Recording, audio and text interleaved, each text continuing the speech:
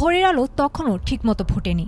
চারপাশের মানুষ যখন গভীর ঘুমে মগ্ন, ঠিক তখনই আচমকা কেঁপে উঠল পুরো এলাকা। বিছানা বালিশ আর ঘরের আসবাবপত্র দুলতে থাকায় মুহূর্তের মধ্যেই ভেঙে গেল ভোরের সেই শান্ত নীরবতা। ঘুম ভেঙে আতঙ্কে ঘর থেকে বেরিয়ে এলেন সাধারণ মানুষ। ঘটনাটি ঘটেছে চীনের দক্ষিণ পশ্চিমাঞ্চলীয় সিচুয়ান প্রদেশে। বুধবার ভোর ঠিক ৬:১২ সিচুয়ানের ইবিন শহরের গাউসিয়ান কাউন্টিতে অনুভূত হয় ৫ মাত্রার একটি শক্তিশালী ভূমিকম্প।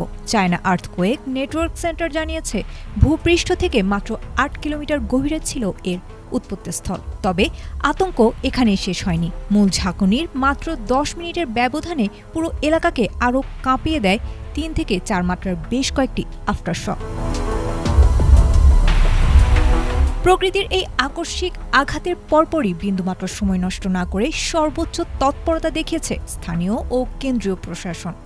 বিপর্যয় মোকাবিলায় চায়না আর্থকোয়েক অ্যাডমিনিস্ট্রেশন তাৎক্ষণিকভাবে লেভেল ৩ জরুরি সারা কার্যক্রম চালু করে। অন্যদিকে পরিস্থিতি আরও নিবিড়ভাবে সামাল দিতে গাউসিয়ান ভূমিকম্প ত্রাণ সদর দপ্তর লেভেল ২ জরুরি প্রতিক্রিয়া ব্যবস্থা কার্যকর করেছে। তথ্য অনুযায়ী দেশটিতে ৪ স্তরের জরুরি ব্যবস্থার মধ্যে লেভেল ১ সবচেয়ে মারাত্মক পরিস্থিতি নির্দেশ করে।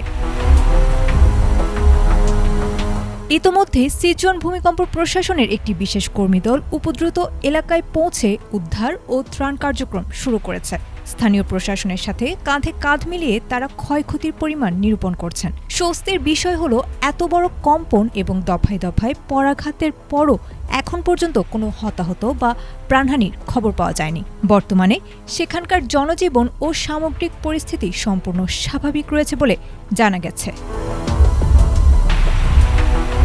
এর আগে গত ২৮ জুনও সিচুয়ানে ৫.৯ মাত্রার একটি শক্তিশালী ভূমিকম্প আঘাত হেনেছিল। প্রকৃতির একের পর এক এমন আচরণে সিচুয়ানবাসী কিছুটা শঙ্কিত হলেও প্রশাসনের বুলেট গতির প্রস্তুতি ও সাড়াদানে তারা অনেকটাই আশ্বস্ত।